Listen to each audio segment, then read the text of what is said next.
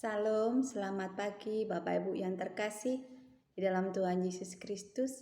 Selamat bertemu kembali dengan saya Tri Wulandari dalam acara Mimbar Gemar Online GSCA Peniel Surabaya. Hari ini saya terberkati dari pembacaan yang terambil di dalam kitab Ibrani pasal 10 ayat 19 sampai 23. Yang demikian bunyi firman Tuhan.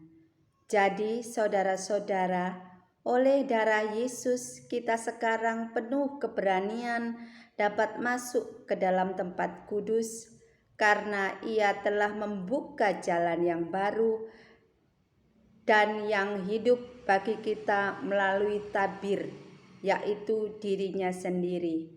Dan kita mempunyai seorang imam besar sebagai kepala rumah Allah. Karena itu marilah kita menghadap Allah dengan hati yang tulus, ikhlas, dan keyakinan iman yang teguh. Oleh karena hati kita telah dibersihkan dari hati nurani yang jahat dan tubuh kita telah dibasuh dengan air yang murni. Di ayat-ayat sebelumnya kita membaca bagaimana Allah memandang dosa adalah sesuatu hal yang sangat serius karena dosa berakibat maut.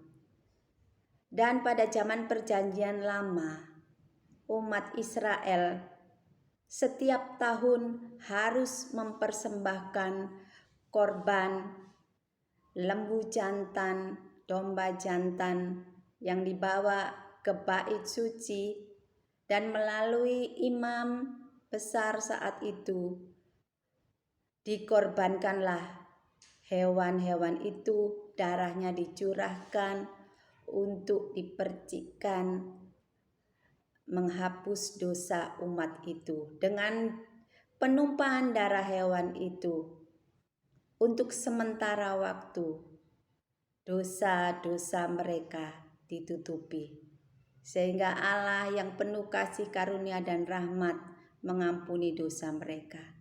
Tetapi ritual yang dilakukan umat perjanjian lama saat itu dengan mengorbankan dan menumpahkan darah hewan bukanlah satu hal yang permanen. Itu hanya sementara, karena darah hewan tidak bisa menghapus dosa.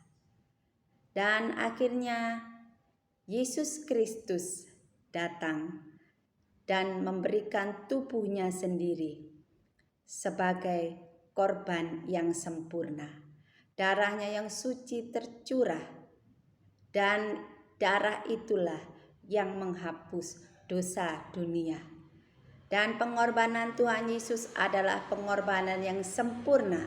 Sebab itu pengorbanan Kristus hanya sekali dan berlaku bagi seluruh umat manusia. Barang siapa yang percaya kepada Yesus Kristus dan menerima Dia sebagai Tuhan dan Juru Selamat pribadinya, maka mereka akan diampuni segala dosa-dosanya, mereka dibenarkan dan menjadi anak-anak Allah. Oleh pengorbanan Tuhan Yesus Kristus, Allah berkenan mengampuni kita umat yang berdosa. Darah Kristus tercurah menjadi pendamaian bagi kita dengan Allah. Tuhan Yesuslah pengantara kita menjadi imam besar agung. Tubuhnya sendiri terkoyak melambangkan tabir bait suci yang terkoyak pada waktu Tuhan Yesus disalib. Itulah gambaran pengorbanan Tuhan Yesus Kristus yang luar biasa. Yesus Kristus melakukan semuanya karena kasih-Nya kepada umat manusia dan juga kepada Bapa.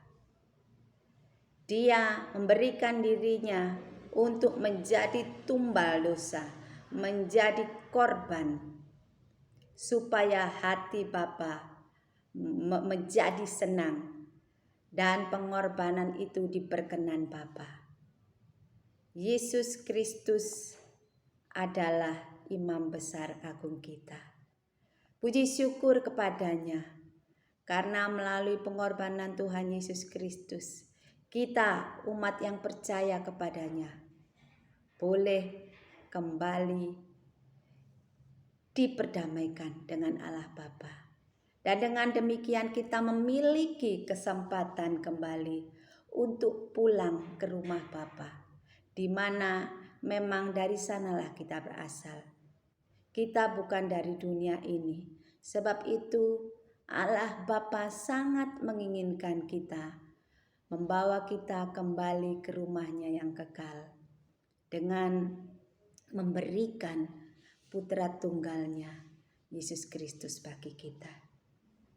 Jadi oleh darah Yesus yang telah menyucikan kita, maka kita mempunyai keberanian untuk masuk ke dalam tempat Maha Kudus, yaitu kita boleh setiap saat datang menghadap Bapa.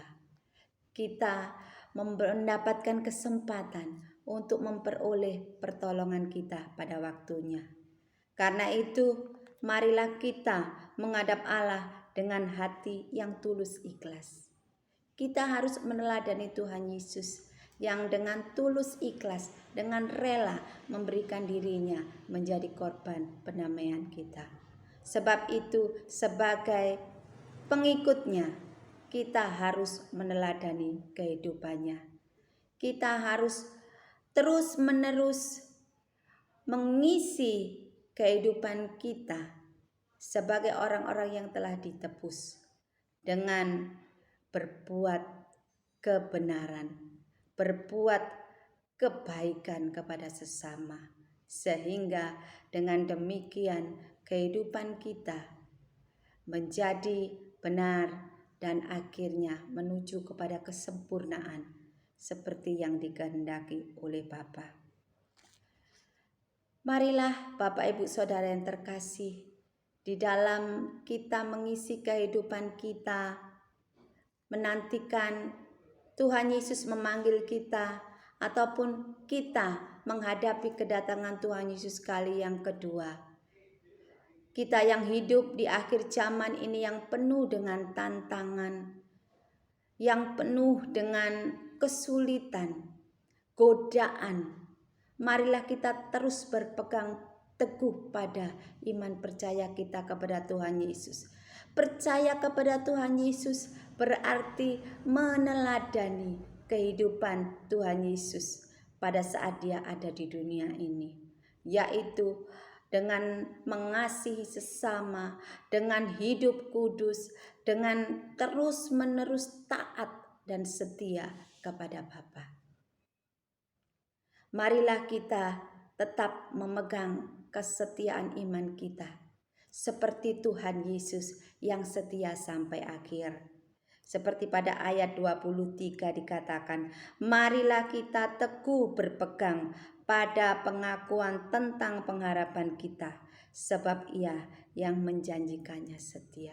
Tuhan Yesus menjanjikan bahwa Dia kembali ke rumah Bapa untuk menyediakan tempat bagi kita. Kita memiliki pengharapan yang pasti di dalam Tuhan Yesus. Saat ini Tuhan Yesus sedang menyediakan tempat bagi orang-orang yang percaya kepadanya.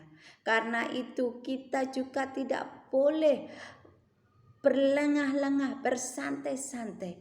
Karena Tuhan Yesus saat ini sedang giat bekerja menyediakan tempat bagi kita. Sebab itu kita juga harus giat bekerja mengisi kehidupan kita dengan mengabarkan Injil, dengan berbuat kasih kepada sesama, dengan melakukan pelayanan pekerjaan Tuhan di gereja di mana kita digembalakan, saling menopang dengan sesama, bergandengan tangan melayani Tuhan. Sebab itulah buah-buah yang Tuhan ingin ada keluar dari kehidupan kita, dan buah kita tetap buah yang baik dan tetap sampai Tuhan memanggil kita. Janganlah sampai kita mau dikoyahkan dan kita meninggalkan iman percaya kita kepada Tuhan Yesus Kristus. Karena pada ayat 26 dikatakan, sebab jika kita sengaja berbuat dosa sesudah memperoleh pengetahuan tentang kebenaran, maka tidak ada lagi korban untuk menghapus dosa itu. Dosa sangat serius di hadapan Allah Bapa. Bapa tidak bisa melihat dosa sekecil apapun karena Dia adalah Allah yang Maha Kudus. Sebab itu kita yang sudah ditebus, sudah disucikan, dibenarkan oleh darah Yesus. Jangan lagi kita berbuat dosa, baik dalam pikiran kita, dalam perkataan kita, atau dalam perbuatan kita. Biarlah kita tetap menjaga pikiran, perkataan dan perbuatan kita benar, kudus, tak bercela, supaya kita kelak layak untuk menjadi mempelai-mempelai Kristus. Demikianlah Bapak Ibu renungan kita pada pagi hari ini. Mari kita terus berusaha hidup kudus supaya kita tidak berbuat dosa lagi. Karena bila kita sengaja berbuat dosa, maka tidak ada lagi korban untuk menghapus dosa itu. Sangat mengerikan. Sebab itu, mari kita sungguh-sungguh berusaha tidak berbuat dosa lagi. Amin. Mari kita berdoa. Bapa kami di dalam surga, terima kasih untuk kasih-Mu yang besar dengan memberikan Putra Tunggal-Mu Tuhan Yesus Kristus sebagai penebus dosa kami. Terima kasih untuk kesempatan kami sampai hari ini. Engkau masih memberi kami kehidupan. Dan hari ini Tuhan firman-Mu mengajarkan supaya kami tidak berbuat dosa lagi. Walaupun itu kelihatan mustahil, tetapi kami percaya Tuhan bahwa itulah seharusnya kodrat anak-anak Allah. Mereka tidak bisa berbuat dosa lagi. Walaupun kadang-kadang kami masih jatuh dalam dosa, tetapi kami mau Tuhan, di kehidupan mendatang kami menjadi lebih baik dan berkenan kepadamu. Kami percaya oleh pimpinan Roh Kudus dan firman-Mu yang setiap hari kami baca akan menolong kami menyucikan kehidupan kami dari hari lepas hari.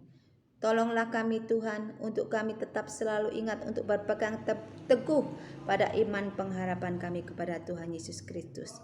Tetap taat dan setia sampai akhir seperti Yesus Kristus Tuhan kami. Taat setia sampai akhir. Tolonglah saudara-saudara kami yang hari ini melakukan pekerjaan, melakukan studi, apapun yang dikerjakan oleh saudara-saudara kami dalam aktivitas hari ini. Penyertaan perlindungan-Mu yang sempurna Bapa turun atas mereka semua. Kami berlindung kepadamu ya Bapa, sebab Engkaulah perlindungan yang teguh. Terima kasih Bapa, terima kasih. Di dalam nama Tuhan Yesus kami mengucap syukur. Haleluya. Amin. Selamat beraktivitas dan selamat berjuang untuk tidak berbuat dosa lagi. Tuhan Yesus menyertai dan memampukan. Amin.